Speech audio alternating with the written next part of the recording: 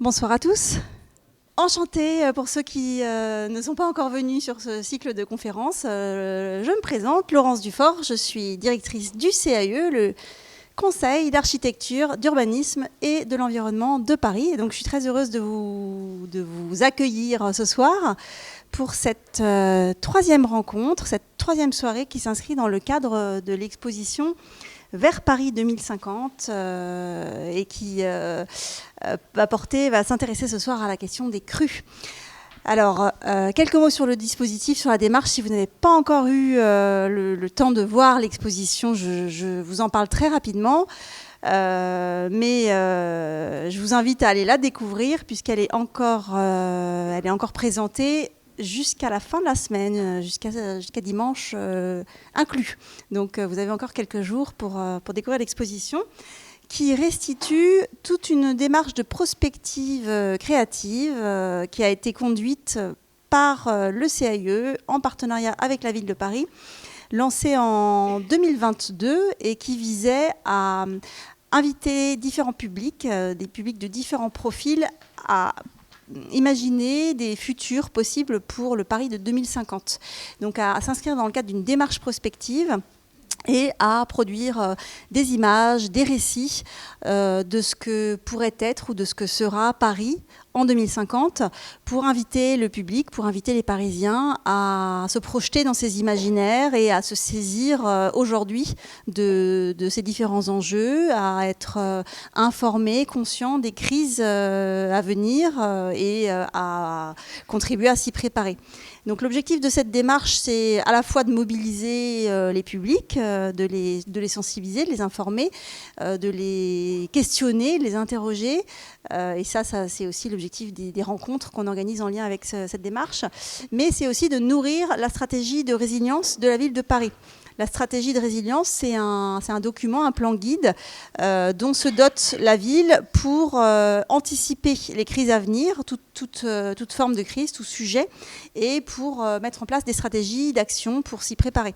Donc il y a déjà une stratégie de résilience qui est en place, qui existe, qui a été développée depuis 2016, et elle est en cours de révision actuellement. Il y a donc toute une démarche de concertation qui a été menée. Peut-être certains d'entre vous ont eu l'occasion de participer à des rencontres, à des ateliers dans les mairies d'arrondissement.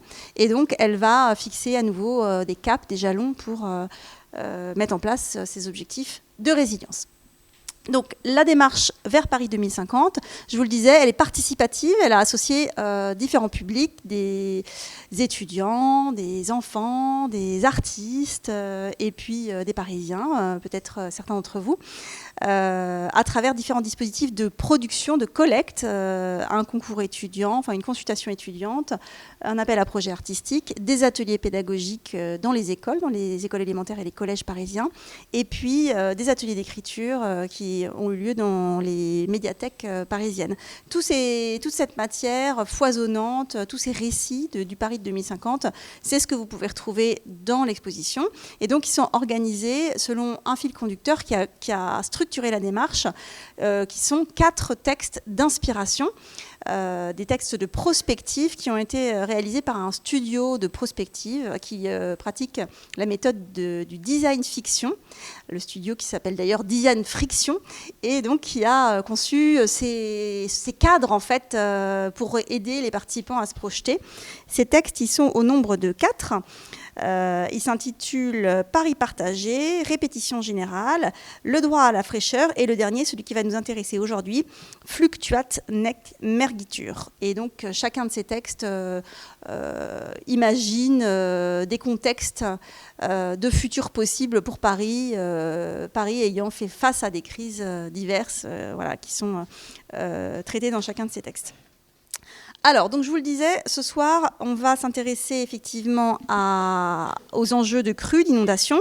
C'est ce que traite ce texte, Fluctuat nec mergitur. Et pour ceux d'entre vous qui n'ont pas encore eu l'occasion d'en prendre connaissance, je vais vous en lire un petit extrait. Ça va vous aider vous aussi à vous projeter, et puis ça va reposer le cadre. Et puis ça permettra à chacun des contributeurs qu'on va recevoir ce soir de vous expliquer comment ils ont épouser ce texte, comment ils se sont glissés dedans pour faire les propositions qu'ils vont vous présenter. Alors, Donc voilà un extrait du texte. Annoncée et redoutée depuis longtemps, la grande crue centennale de la Seine aura fini par se produire le 13 janvier 2030. La ville de Paris et ses partenaires avaient anticipé la possibilité d'une crue et investi dans des mesures de prévention et de protection en conséquence.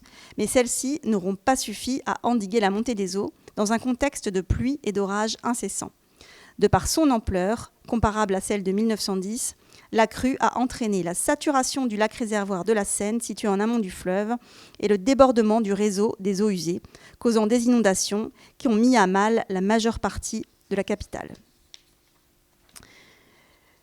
Cette catastrophe a été l'occasion de mettre en œuvre des transformations du territoire et des modes de vie des Parisiens et des Parisiennes. Il faudrait désormais vivre dans l'alternance entre épisodes d'inondation et épisodes de sécheresse. Paris a été façonné pour s'adapter à la présence de l'eau. Des zones deviennent volontairement inondables, les bords de Seine deviennent un nouvel écosystème, refuge de biodiversité et d'espèces inédites. Castors et palétuviers d'eau douce. Un nouveau réseau de distribution d'eau de Seine semi-potable est mis en place. Cette eau est propre à la consommation lorsque bue à travers un filtre purificateur. En 2050, les relations des habitants vis-à-vis de leur fleuve se sont transformées. La Seine passe d'éléments naturels à objets culturels. On enseigne dans les écoles le respect du fleuve, de nouvelles pratiques sportives comparables avec les crues émergent comme le triathlon aquatique ou la natation pédalo-apnée. Voilà, alors je vous invite à lire ce texte dans son entièreté, puisqu'il y a également un certain nombre de fragments de futur qui permettent d'éclairer aussi ces futurs et ces réflexions. Vous pourrez le retrouver dans l'exposition. Et donc, l'objectif de la rencontre de ce soir, c'est de croiser à la fois des productions. Donc, on a des invités qui vont vous parler de leur travail, qui ont nourri l'exposition, et des expertises pour confronter ces hypothèses de futurs possibles pour Paris à des données concrètes d'aujourd'hui sur les questions de crues. Donc, on va recevoir, et je vais les inviter à me rejoindre, on va commencer par Raphaël Roche. Donc, Raphaël peut me rejoindre. Raphaël qui est lauréat du concours étudiant sur le volet appel à idées. Je vais présenter le projet tout de suite. On recevra ensuite, ils sont en face de moi, ils vont nous rejoindre tout à l'heure, Anaïs Gall et Thomas Coispel, désolée. Donc, qui êtes tous deux artistes et créateurs de l'installation immersive Barrage contre la solitude. Donc, ils vont nous en parler dans un instant. Et puis, nous inviterons ensuite à nous rejoindre et à réagir Théo Dodon, qui est étudiant en histoire contemporaine, et Émilie Gascon, architecte, enseignante et chercheuse. Mais je présenterai un peu plus leurs travaux lorsqu'ils me rejoindront à la tribune. Mais donc, pour commencer, je me tourne vers Raphaël Roche. Donc, vous êtes aujourd'hui, vous n'êtes plus étudiant, vous êtes, alors vous avez dit dessinateur éveillé. Peut-être vous allez nous expliquer ce que ça veut dire d'être dessinateur éveillé au sein d'un petit atelier d'architecture, et vous travaillez en parallèle autour d'Annecy dans le Jura. Donc vous êtes venu jusqu'à nous aujourd'hui pour nous présenter ce projet sur lequel vous avez travaillé en 2022 et en 2023.